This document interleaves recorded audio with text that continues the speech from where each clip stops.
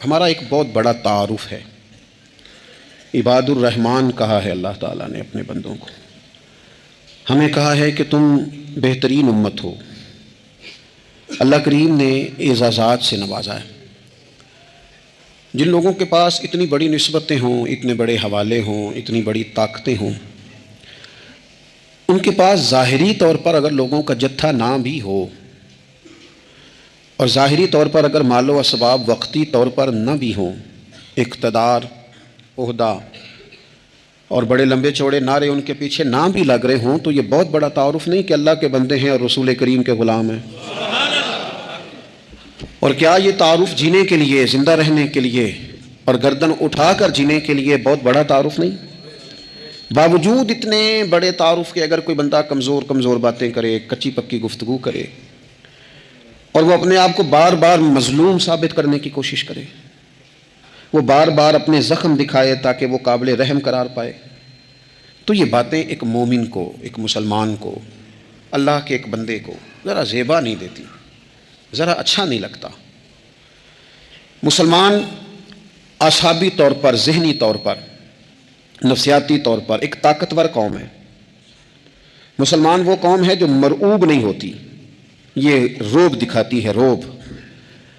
ہم وہ لوگ ہیں کہ جن کے اکابرین سوئے بھی ہوتے تھے، سوئے ہوتے تھے حضرت عمر، لیکن ان کو سوئے ہوئے دیکھ کر بھی لوگ کانپا کرتے تھے، اس لیے کہ شیر تو شیر ہی ہوتا ہے نا، وہ سویا ہو تو پھر بھی شیر ہی۔ تو میں کچھ عرصے سے اس کمی کو بڑی شدت سے محسوس کرتا ہوں کہ لوگ، یعنی کوئی شخص بھی ملتا ہے تو وہ اس لہجے میں بات کرتا ہے کہ اسے مظلوم مان لیا جائے، قابل رحم مان لیا جائے، اس کی مدد کی جائے، اس پر توجہ کی جائے۔ یہ مسلمان کی شان نہیں۔ آپ سورہ بقرہ پڑھیں گے تو قرآن مجید اصحاب صفہ کی شان بیان کرتا ہے کہ انہیں بڑی حاجت ہے، بڑے ضرورت مند ہیں۔ وہ لوگ تھے جو کئی دنوں تک روٹی نہیں کھاتے تھے، لیکن رب فرماتا ہے کہ میرے محبوب کے مدرسے کے ان طالب علموں کو جو دیکھے گا اسے محسوس ہوگا کہ یہ تو بڑے امیر لوگ ہیں۔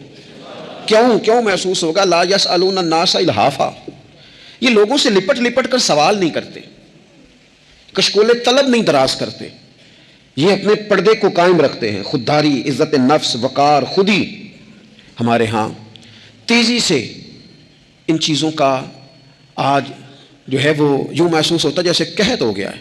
الا ماشاءاللہ، آپ کے زخم دکھانے سے کوئی بھی آپ کا زخم نہیں بھرے گا، بلکہ میں نے تو یہ دیکھا ہے اپنی زندگی میں کہ اچھا بھلے تعلقات چل رہے ہوتے ہیں، آپ کو ذرا ضرورت پڑ جائے تو سامنے والا آنکھیں پھیر لیتا ہے، اسی وقت اس کا ماحول اور اس کے حالات خراب ہو جاتے ہیں۔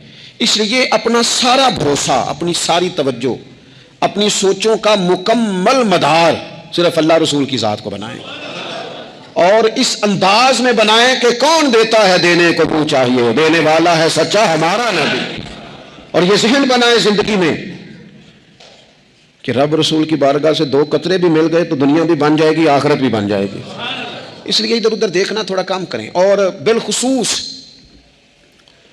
آج اپیل کروں گا، استاد اپنے شاگردوں کو، پیر اپنے مریدوں کو، باپ اپنی اولاد کو بڑی بڑی باتوں کا سبق پڑھائے، بڑی بڑی باتوں کا۔ اقبال نے شکوہ کیا ہے، اقبال کہنے لگے شکایت ہے مجھے یا رب خدا بندان مکتب سے، یہ جو انہیں کہتے ہیں کہ جناب پڑھ جاؤ گے تو روٹی اچھی ملے گی، یہ انہیں کہتے ہیں پڑھ جاؤ گے تو کار میں بیٹھو گے، پڑھ جاؤ گے تو کوٹھی بنا لو گے، یہ کیا سبق پڑھا رہے ہیں بھلا؟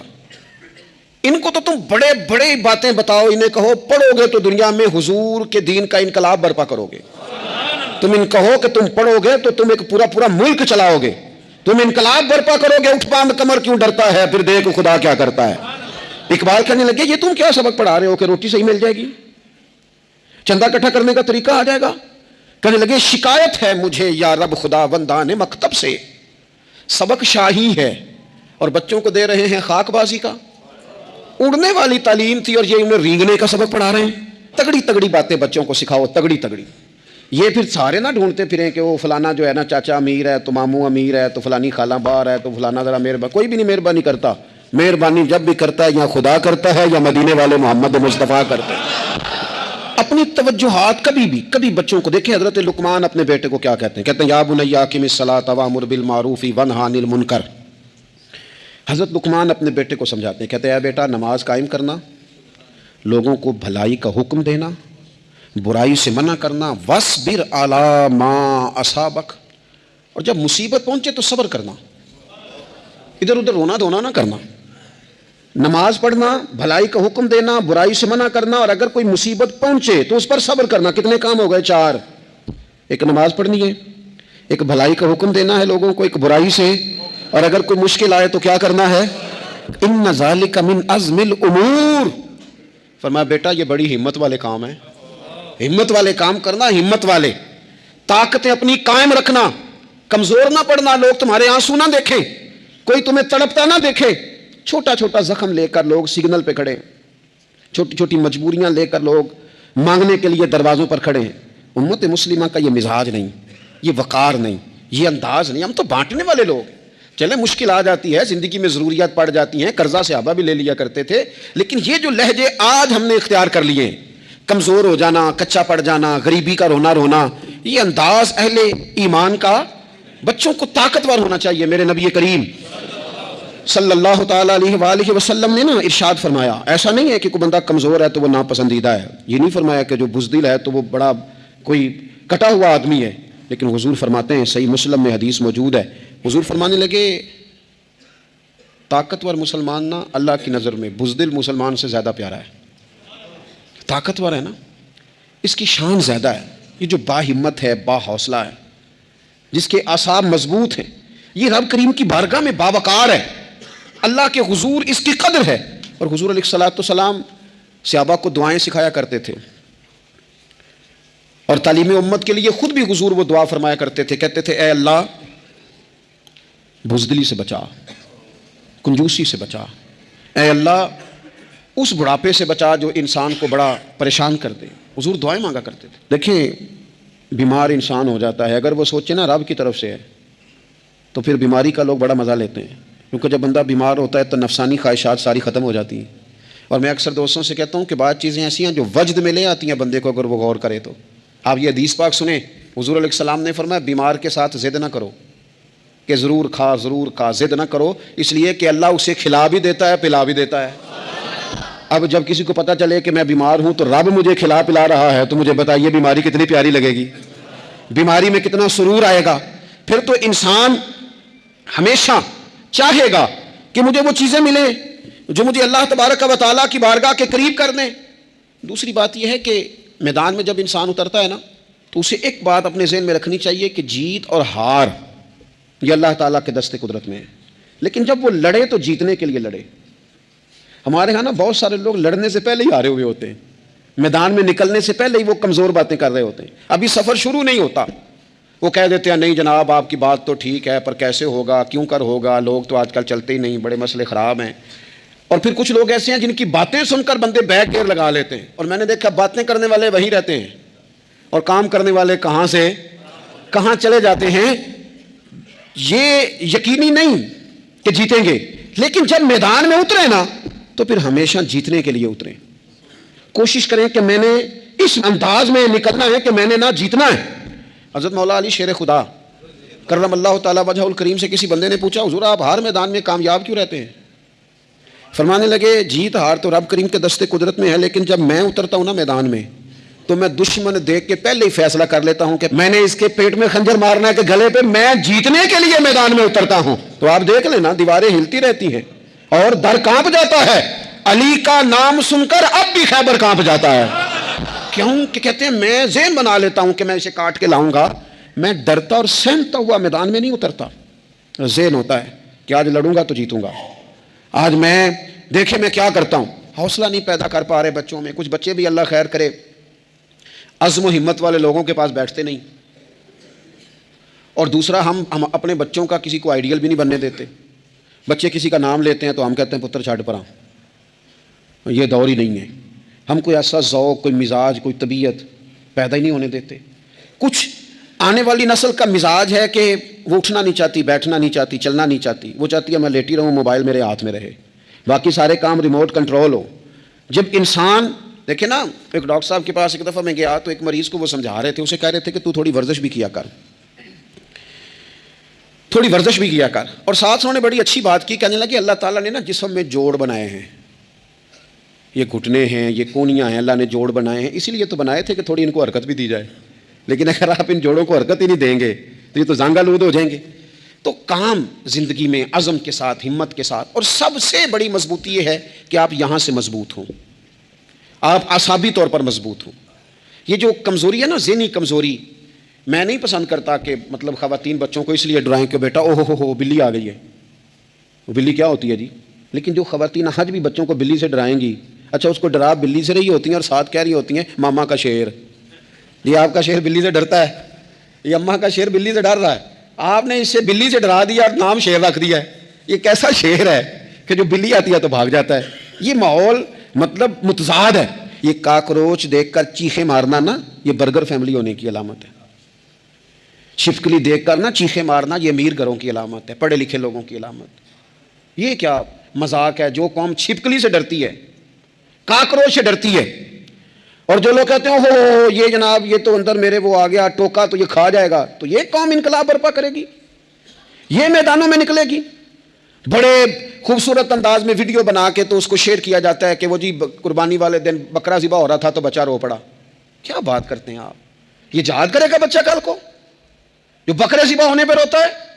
اعصابی مضبوطی ذہنی طور پر مضبوط کب ہوتی ہے؟ جب انسان اخلاقاً مضبوط ہوتا ہے، اس کی طبیعت وزادار ہوتی ہے، اس کا مزاج اسے مضبوط کرتا ہے۔ آپ ایک حدیث دیکھیں، ترمذی میں موجود ہے، حضور علیہ الصلوۃ والسلام نے فرمایا جب اللہ تعالیٰ نے زمین کو پیدا کیا تو زمین ہلنے لگی، تو اللہ نے پہاڑوں کو میخیں بنا کر قلعے بنا کر زمین میں لگا دیا تو زمین ٹھہر گئی۔ فرشتے فوراً عرض گزار ہوئے کہ مالک تیری سب سے طاقتور مخلوق یہ پہاڑ ہیں؟ فرمایا نہیں، لوہا جو ہے نا وہ پہاڑوں سے بھی طاقتور ہے، کیونکہ لوہا پہاڑ کو کاٹ دیتا ہے۔ یا اللہ پھر لوہا سب سے طاقتور ہے؟ فرمایا نہیں، آگ اس سے بھی طاقتور ہے۔ کیا آگ سب سے طاقتور ہے؟ تو فرمایا نہیں، پانی بھی ہے۔ کیا پانی طاقتور ہے؟ فرمایا ہوا بھی ہے، جو پانی کا رخ پھیر دیتی ہے۔ مسلمانوں خدا را اس سے بڑا ذوق نہیں ملے گا۔ میں طاقتور ہونے کا طریقہ بتا رہا ہوں۔ ہمارے ہاں لوگ سمجھتے ہیں کہ میں بولتا زیادہ ہوں اس لیے میں طاقتور ہوں، میرے پاس اسلحہ زیادہ اس لیے میں یہ دیکھو حضور نے بتایا طاقتور کون ہوتا ہے۔ یا رسول اللہ پتھر پہاڑ طاقتور ہیں؟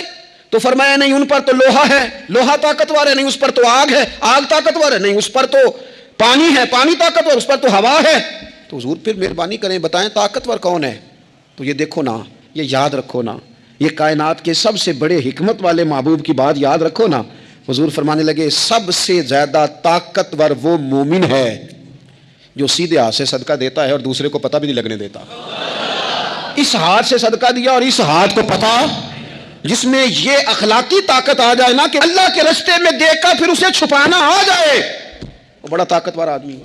تو میں یہ سب سے بڑا طاقتور ہے جس نے اپنے رب سے راز نیاز شروع کر لیے، اللہ کے رستے میں دیتا ہے پھر کسی کو خبر۔ یہ کون سی طاقت ہے؟ یہ روحانی طاقت ہے، یہ اخلاقی طاقت ہے، یہ کردار کی طاقت، یہ سوچوں کی طاقت ہے، یہ آپ کے مزاج کے بلند ہونے کی طاقت ہے۔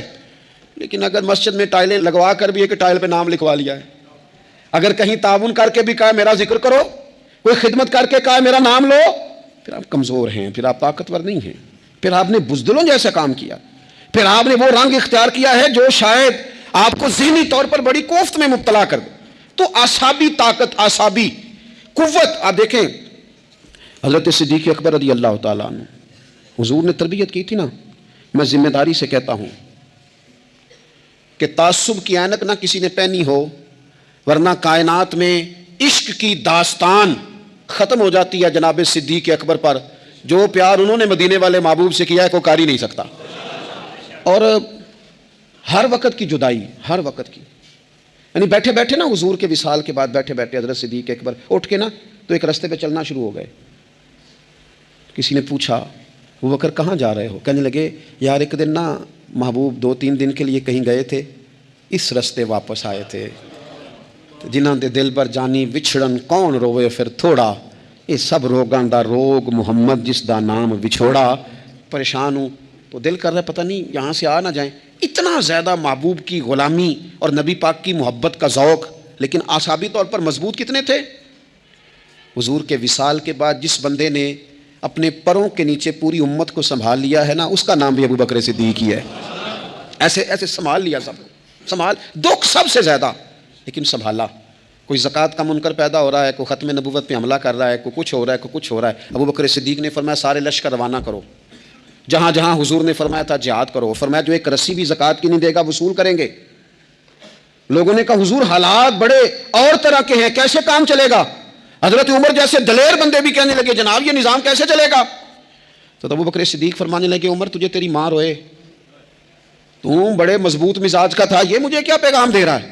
فرمایا عمر یاد رکھ اگر میں مدینہ منورہ میں اکیلا بھی رہ گیا اور جنگل کے درندے میرا آ کے گوشت بھی نوچ کے لے گئے تو پھر بھی میں ان اصولوں پر کھڑا رہوں گا جن اصولوں پر مدینے والے رسول نے مجھے کھڑا کیا ہے، ذرا گنجائش نہیں۔ ہم یہاں سے مضبوط لوگ ہیں، یہاں سے ذہنی بلندی، ذہنی پختگی، یہ حسن ہے زندگی کا۔ یہ کیا بات ہوئی؟ پرسوں فیصلہ کوئی اور تھا، سویرے پروگرام کوئی اور بن گیا، کل فلانے کا مرید تھا آج مجھے فیض نہیں ملا ادھر جا رہا ہوں، پرسوں فلانے کو استاد بنا بیٹھا تھا آج میرا پروگرام بدل گیا ہے، کل میری سوچیں اور تھیں آج میری سوچیں اور ہیں۔ جو قوم ساری زندگی تعین ہی نہ کرے وہ کام کیسے کرے گی؟ جو رستے کا آغاز ہی نہ کرے وہ منزل پر کیسے پہنچے گی؟ تو کمزور باتوں سے نکلیں، بزدلانہ سوچوں سے باہر آئیں، طے کریں زندگی میں یہ کچھ ہم نے کرنا ہے۔ میں نے کہا ہے نکلیں میدان میں جیتنے کے لیے، پھر رب کی مرضی ہے، پھر اللہ کی مرضی ہے۔ ساری زندگی صحابہ پر قرض رہا، قرضے بھی رہے، خدمتیں بھی ہوتی رہی، جہاد بھی ہوتے رہے، ڈیوٹیاں بھی ہوتی رہیں، سارے کام ہی ہوتے رہے۔ ہمارا یہ مزاج ہے ایک دو کھا گیا ہے ساری خوشیاں ہی گئیں، بس سارا کچھ ختم کر بیٹھتے ہیں۔ تو تھوڑی سی نا مضبوط دیکھیں۔ اچھا یہ حضرت ابو بکر کا حال ہے تو جناب عمر کی کیفیت کیا ہے؟ کلمہ پڑھتے ہی حضرت عمر نے فرمایا یا رسول اللہ جب آپ سچے، قرآن سچا، اسلام سچا، تو چھپ کے نماز پڑھنے کا کیا مطلب ہے؟ فرمایا ابھی تعداد ہی کوئی نہیں، 40 تو مسلمان ہیں۔ عرض کی حضور مہربانی کریں نا آپ صرف اجازت دیں۔ 20 لوگوں کی صفیں بنا دی گئیں، ایک صف کے آگے حضرت عمر ہیں، ایک صف کے آگے حضرت امیر حمزہ ہیں۔ جناب عمر کہنے لگے چونکہ آپ اللہ کے رسول ہیں تو لہذا نماز بھی آج اللہ کے گھر میں پڑھی جائے گی۔ تو حضرت عمر بیت اللہ شریف کے بیچ کھڑے ہو کے نعرہ لگاتے ہیں، فرماتے ہیں میں عمر ہوں، تم مجھے بھی جانتے ہو، میرے باپ کو بھی جانتے ہو، تم میرا قبیلہ بھی جانتے ہو، میں نے پڑھ لیا ہے محبوب کا کلمہ۔ اب جس نے بچے یتیم کرانے ہو اور اپنی بیوی بیوہ کرانی ہو وہ آئے اور مجھے روکے، یہ محبوب اللہ کے ہیں اور گھر بھی اللہ کا ہے تو نماز بھی آج اللہ کے گھر میں پڑھی جائے گی۔ جب تک انسان یہاں سے طاقتور نہیں ہوتا، پھر بات آئی سیدنا عثمان غنی کی، میں پہلا وہاں اونا رنداں تو جنہیں کھلی بغاوت کیتی ہے، پورا قبیلہ اور طرف ہے، عثمان تیرے گھر میں مال ہے، دولت ہے، وزاداری ہے، لوگ سارے کیا کریں گے، والد مخالف، چچا مخالف۔ حضرت عثمان غنی جیسے آدمی کو پکڑ کے باندھ دیا گیا گھر میں۔ تو عثمان غنی کہنے لگے میں ان بزدلوں میں سے نہیں ہوں جو محبت بھی کریں اور اظہار بھی نہ کر سکیں، جو دعویٰ بھی کریں اور پھر ان کے اندر طاقت اظہار بھی نہ ہو۔ فرمایا تم جتنا باندھ سکتے ہو باندھ لو، تم اپنی دولتیں، حکومتیں اور اپنا جاہ و جلال سنبھال کے رکھو، ہم نے تو غلامی کا فیصلہ کر لیا ہے۔ اور پھر کی غلامی انہوں نے۔ اور جہاں تک بات ہے شیر خدا حضرت علی المرتضیٰ کی، حضرت علی المرتضیٰ شیر خدا کا تو یہ حال تھا کہ ساری زندگی میدان میں رہے۔ ایک دن حضور نے صرف فرمایا کہ آج آپ کو نہیں لے کے جانا، آپ تھوڑا نا میرے نائب بن کر، حضور کسی نہ کسی کو نائب بنا کے مدینے میں چھوڑ کے جائے، ایک دن صرف کہا نہیں لے کے جانا۔ تو حضرت مولا علی رونے لگے، کہنے لگے حضور میں بچوں کے بیچ رہوں، عورتوں کے بیچ رہوں، میری تلوار کو زنگ لگ جائے گا، حضور مجھے تو گھوڑے پہ بیٹھنا پسند ہے۔ اچھا میں آپ کو ایک اور بات بھی عرض کروں، پہلے بھی میں نے کہا تھا پھر کہتا ہوں، کچھ لوگ پڑھے لکھے ہوتے ہیں بہادر نہیں ہوتے۔ حضرت علی کے علم کا بھی کمال عروج پہ اور بہادری بھی پورے عروج پہ۔ زندگی نا بہادر لوگوں کی ہوتی ہے۔ یہ شہاب الدین غوری لیٹے ہیں یہاں سوابا میں، تو کسی نے پوچھا ان سے کہ یار آپ کہاں رہتے ہیں؟ کہنے لگے میں گھوڑے کی پشت پہ ہوتا ہوں، ہمارے بچے بڑی سونی فوٹو بناتے ہیں، ان سے پوچھیں آج کل آپ کیا کرتے ہیں تو کہتے ہیں موبائل چلاتے ہیں۔ آپ کیا کرتے ہیں؟ فوٹو کھینچتے ہیں۔ آپ کیا کرتے ہیں؟ کہتے ہیں وہ نا مجھے ایسا عجیب مسئلہ ہے موبائل کا کہ بچوں کی نا مطلب میں کئی دفعہ سوچتا ہوں کہ اگر انہیں کچھ 4 گھنٹے موبائل سے علیحدہ رہنا پڑا نا تو ہو سکتا ہے کہ ان کو ڈاکٹر کو بھی دکھانا پڑ جائے، اتنی کو بری حالت ہو گئی۔ مجھے ڈھیر سارے دوست کہتے ہیں جی آپ ٹیلی فون پہ ملتے نہیں۔ میں نے کہا میں پہلے ملا کرتا تھا جب تک لوگوں کی جیب میں موبائل تھا، جب سے لوگوں نے ہاتھ میں پکڑ لیا نا تو پھر تو ایک دن میں 100 نمبر ملتا ہے، تو پھر آپ کیسے موبائل پہ رہیں گے؟ پھر تو ایک ہی کام ہے، یا فون سنیں گے یا کوئی اور کام کریں گے۔ تو تھوڑی سی ہمت والی زندگی گزاریں۔ بزدلانہ باتیں، کمزور باتیں ہمارے بچوں کو بھی کمزور کر دیں گی، یہ کچھ نہیں کر سکیں گے۔ حضرت سیدنا عبداللہ بن زبیر رضی اللہ تعالیٰ عنہ، یہ مدینہ منورہ میں پیدا ہونے والے سب سے پہلے بچے ہیں۔ حضرت سیدنا ابو بکر صدیق رضی اللہ تعالیٰ عنہ کے نواسے ہیں، حضور کے پھپھو جناب صفیہ کے پوتے ہیں، اور عشرہ مبشرہ صحابی حضرت زبیر بن عوام ان کے بیٹے ہیں۔ شروع سے بڑے بہادر تھے۔ ایک دن کچھ بچے گلی میں کھیل رہے تھے تو ایک شخص نے آ کے نا چیخ ماری، ڈرایا، سارے بچے بھاگ گئے۔ جناب عبداللہ ابن زبیر کہنے لگے کیوں بھاگتے ہو؟ اب چیخوں سے بھی ڈرو گے؟ واپس آؤ سارے، میں تمہارا امیر ہوں، آؤ ذرا اس پر حملہ کریں۔ ہم سارے بھاگے اور یہ اکیلا کھڑا رہے۔ اس پر حملہ کیا، وہ ڈرانے والا خود ڈر کے بھاگ گیا۔ تھوڑا سا نا مزاج، ذہن، طبیعت دیکھیں نا، بدتمیزی اور چیز کا نام ہے، لیکن گفتگو کا مضبوط ہونا یہ اور چیز کا نام ہے۔ بچوں کو جب پوری طرح یہاں تو ہم ان کو اس قدر زیادہ کمروں میں بند رکھتے ہیں کہ جب وہ نکلتے ہیں باغی ہو جاتے ہیں، یہاں پھر یہ ہوتا ہے کہ ان کے اندر جو صلاحیتیں ہوتی ہیں وہ پوری طرح دب جاتی ہیں، وہ جو کیفیات ہوتی ہیں جو ایک مردانہ وصف میں ہونی چاہیے ان کے اندر موجود نہیں ہوتی۔ اقبال کہتے ہیں آئین جواں مرداں حق گوئی و بے باکی، اللہ کے شیروں کو آتی نہیں روباہی۔ اور یہ جو سہمے دوست ہیں نا، بالخصوص غریب طبقے سے، ان سے میں عرض کروں گا کبھی کسی کی گاڑی دیکھ کر مرعوب نہیں ہونا، کبھی کسی کے مہنگے کپڑوں کے روب میں نہیں ہونا، کبھی نہیں۔ حالات کے سہمے ہوئے لوگوں کو بتا دو حالات بدل جاتے ہیں، ایک جیسے نہیں رہتے۔ کبھی کمزور نہ پڑیں اور جگہ جگہ اپنے دکھ بھی نہ بتائیں، جگہ جگہ اپنے دکھ نہ بتائیں، ہمت کریں، ہمت کریں۔ وہ ایک شاعر نے کہا تھا کہ با ہمت لوگ کبھی ہارا نہیں کرتے، یا وہ جیت جاتے ہیں یا کچھ سیکھ جاتے ہیں۔ وہ نا میدانوں میں رہتے ہیں، کمزور نہ پڑیں۔ یہ جو اتنا لمبی لسٹ بن گئی ہے نا، اتنی لمبی لسٹ مانگنے والوں کی، اتنا لمبی فہرست ہو گئی ہے ہر سگنل پہ، ہر چوک میں، ہر رش والی جگہ پہ، یہ بتاتی ہے کہ لوگ اس کو آر ہی نہیں سمجھتے، کمزوری نہیں سمجھتے، طاقت والا مزاج۔ حضرت عمر بہادر تھے تو بہادر لوگوں کو پسند بھی بڑا کرتے تھے۔ حضرت عبداللہ ابن زبیر چھوٹے تھے، بچوں کے ساتھ کھیل رہے تھے، اور یہ وہی حضرت عبداللہ ابن زبیر ہیں جو بعد میں امام حسین کے قاتلوں کے سامنے ڈٹ کے کھڑے ہو گئے، اور انہوں نے اعلانیہ ان لوگوں کا بائیکاٹ بھی کیا اور ان لوگوں کے ساتھ صف آرا بھی ہوئے، حضرت عبداللہ ابن زبیر۔ اور فرماتے ہیں کہ میری ماں 90 سال سے زیادہ عمر تھی حضرت اسماء بنت ابی بکر کی، جب میں نے انہیں کہا نا اماں وقت آ گیا ہے شہادت کا، تو میری اماں مجھے کہنے لگی پتر میدان میں رہنا، میدان میں بکرے کو ذبح ہوتے وقت تکلیف ہوتی ہے، جب اس کی کھال اتاری جائے پھر کوئی تکلیف نہیں ہوتی، ایسے ہی کمزور نہ پڑنا۔ ہمارے ہاں تو لوگ کہتے ہیں نا پتر اندروں کنڈی لے لا، ساڑی نہیں لڑائی، وہ جب ہمارے گھر آگ آئے گی پھر اسے ہم بند کریں گے، ابھی نہ تو بالکل باہر نہ نکلنا۔ کیسے قوم آگے بڑھے گی؟ جرتیں کیسے پیدا ہوں؟ اور جو کچھ کہہ نہیں سکتے وہ منوائیں گے کیسے؟ جو بات کرنے کی طاقت نہیں رکھتے وہ اپنا منوائیں گے کیسے؟ حضرت عبداللہ ابن زبیر رضی اللہ تعالیٰ عنہ اپنے دوستوں کے ساتھ گلی میں کھیل رہے تھے، جناب عمر فاروق آ گئے، حضرت عمر فاروق کا جلال تھا، بچے ان کو دیکھ کے دوڑ گئے، حضرت عبداللہ ابن زبیر کھڑے ہیں، حضرت عمر قریب آئے، کہنے لگے پتر آپ کیوں نہیں دوڑے؟ حضرت عبداللہ ابن زبیر چھوٹے سے ہیں، کہنے لگے جی کیوں میں دوڑتا، میں نے کوئی جرم کیا ہے؟ تو میں نے غلطی کی ہے، بھلا کیوں دوڑوں؟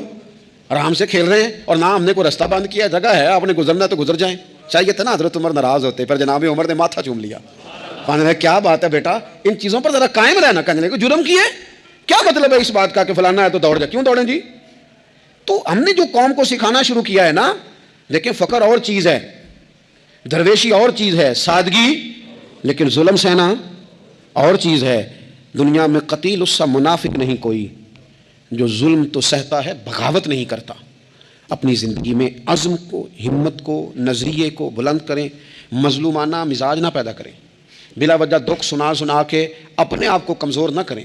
یاد رکھیں اگر ہم اپنے دکھ کسی کو سنا رہے ہیں اور اپنے آپ کو بڑا غریب ثابت کر رہے ہیں تو ایسا نہ ہو کہ ہمارے بچے اس کا برا اثر لے جائیں۔ خودداری سے جینا سکھائیں، عزت نفس سکھائیں، ہر وقت گھر کے اندر، کلاس کے اندر، اپنے دوستوں کی جمعیت کے اندر کمزور باتیں نہ کریں، رو دھو کے وقت نہ گزاریں۔ رونے سے بھی رات گزر جاتی ہے، ہنسنے سے بھی رات گزر جاتی ہے، ناشکری سے بھی دن بیت جاتا ہے اور شکر سے بھی، لیکن بس بات اتنی ہے کہ شکر والوں کا ذرا صحیح بیت جاتا ہے، ہنسنے والوں کا ذرا صحیح بیت جاتا ہے۔ زندگی میں عزم کے ساتھ، ہمت کے ساتھ لوگ جس حال میں مرنے کی دعا کرتے ہیں، معاذ اللہ، لوگ جس حال میں مرنے کی دعا کرتے ہیں، ہم نے اس حال میں جینے کی قسم کھائی ہے۔ اللہ تعالی ہمیں سمجھنے کی توفیق عطا کرے۔ آخر دعوانا الحمدللہ رب العالمین۔